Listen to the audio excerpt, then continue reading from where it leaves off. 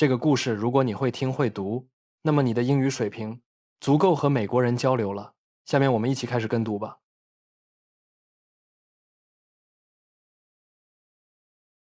When I first decided to improve my English, I did what many adults do. I bought a thick vocabulary book. The cover looked serious and the pages were full of neat lists. Each page had a group of words, their meanings, and sometimes a short example sentence. I felt excited because it looked like a clear road. If I could finish the book, then my English would surely become better. Every morning, I sat down with a cup of coffee and opened to the next page. I underlined new words and repeated them aloud. I wrote them on small cards. On the bus, I looked at the cards again. At night, I tested myself. I felt busy and proud. My notebook was full, and the number of words I learned kept growing. But something strange happened. When I watched a movie, I still could not follow many lines. When I listened to a podcast, I could catch a few words, but I missed the main message. When a coworker spoke quickly, my brain froze. The words in my book were supposed to help me, yet they did not show up when I needed them.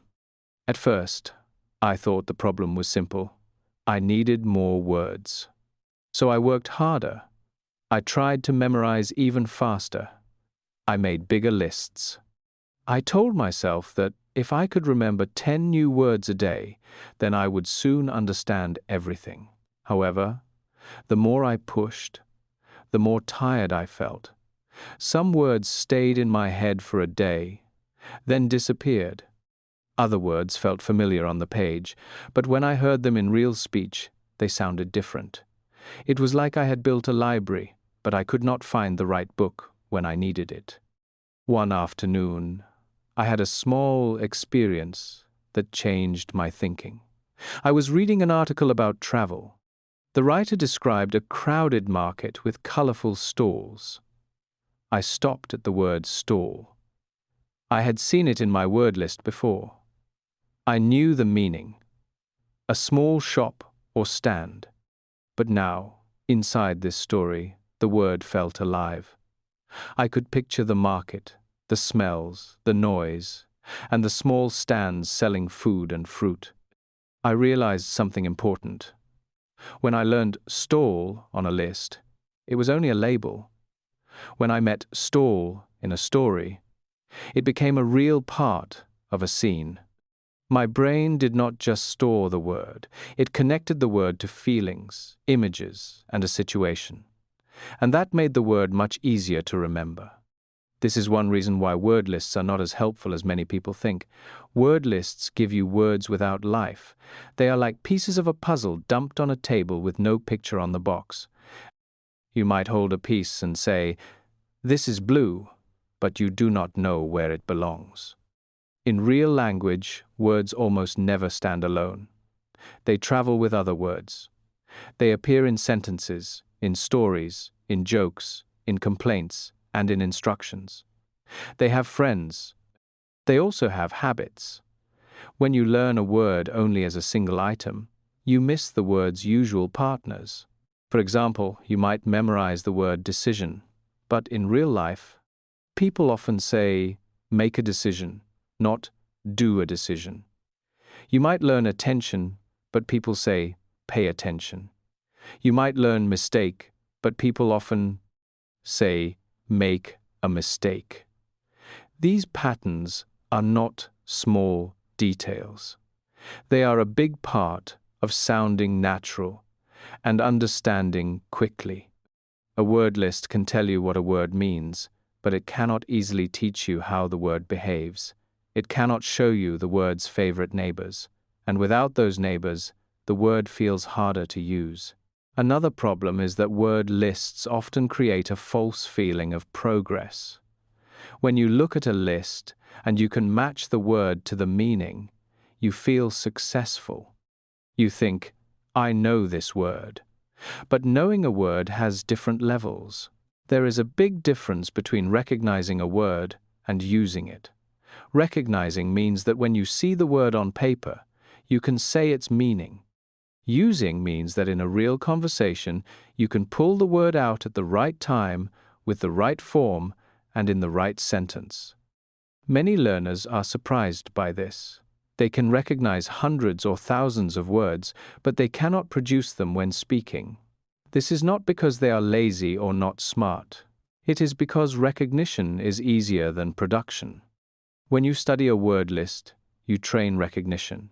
You see the word, you see the meaning, and you connect them. But in conversation, the direction is often the opposite.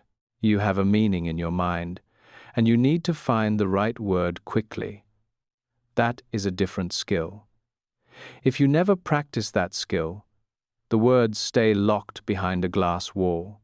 Also, word lists can be very abstract.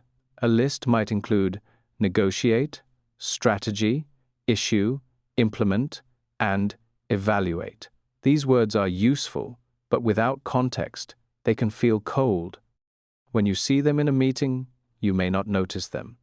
When you try to use them, you may not be sure how. Context helps because it tells you what the speaker is trying to do. If you hear, "We need to negotiate the price," you understand there is a discussion, maybe some disagreement, and a goal to reach a middle point. If you only memorize negotiate equals to discuss to reach agreement, the word is still thin. The sentence gives it weight. Pronunciation is another hidden issue. In many lists, words are printed clearly and slowly in your mind. But in real speech, words change shape, sounds link together, some sounds disappear. Stress becomes important. If you only meet the word on a page, you may not recognize it in a fast sentence. Think about the word going to. Many people say gonna in casual speech. If you only learned going to as two separate words, you may miss it when you hear, "I'm gonna call you." The same happens with want to becoming wanna and have to becoming have to for some speakers. Word lists rarely prepare you for these real patterns. So what should you do instead?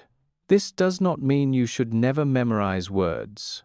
Vocabulary is important, but it means the main tool should not be a long list. A better approach is to learn words in use. One helpful method is to learn through short stories, articles, and dialogues.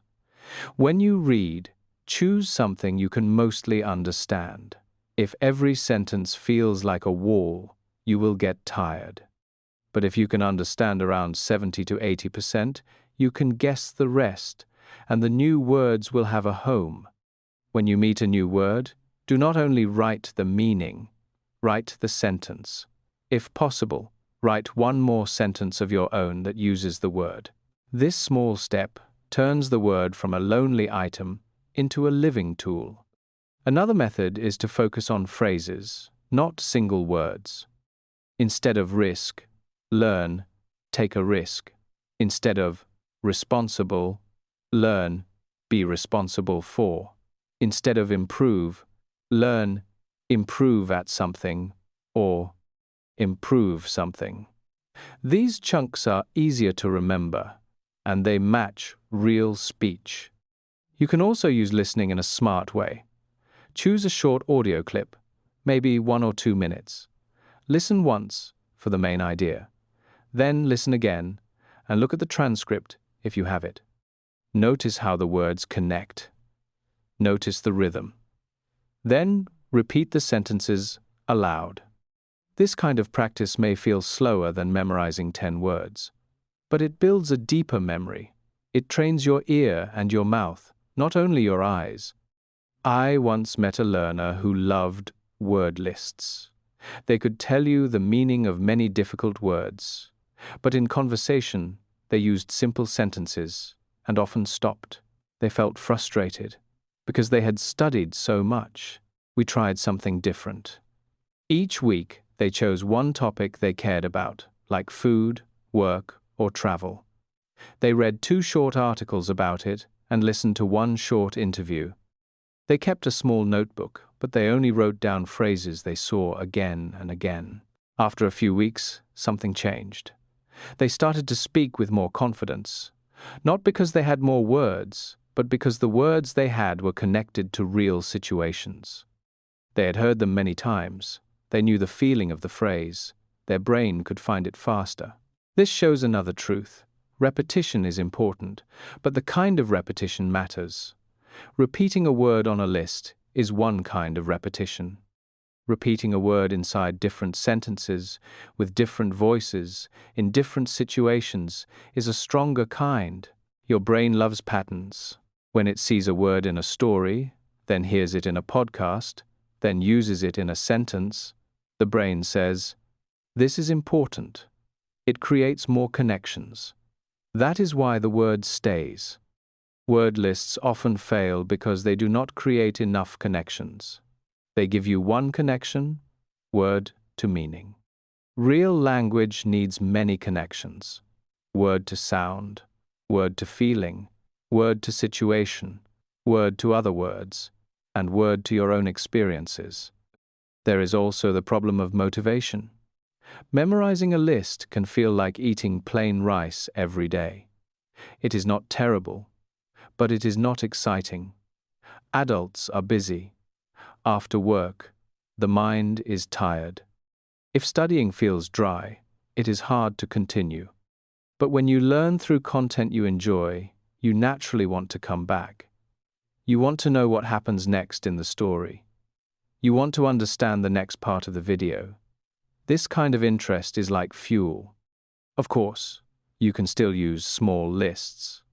For example, if you are preparing for a meeting, you can list 10 words or phrases you might need. If you are going on a trip, you can list phrases for the airport and hotel. These lists are connected to a real goal, so they are more useful. The key idea is to treat word lists as a helper, not the main road. The main road should be context.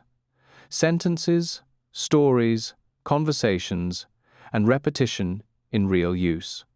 When I look back at my first vocabulary book, I do not think it was completely useless.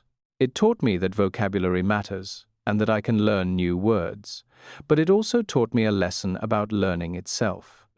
Learning a language is not like collecting stamps. It is more like learning to cook.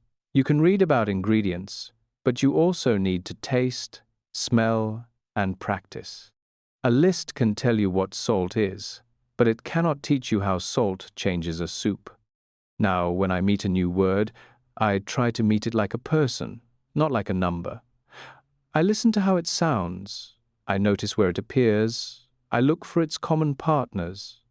I use it in a sentence about my life. I let it appear again and again in different places. This way, vocabulary becomes less of a heavy job and more of a natural habit. The words stop being strangers on a page. They become tools I can reach for when I need them, in the middle of a real moment.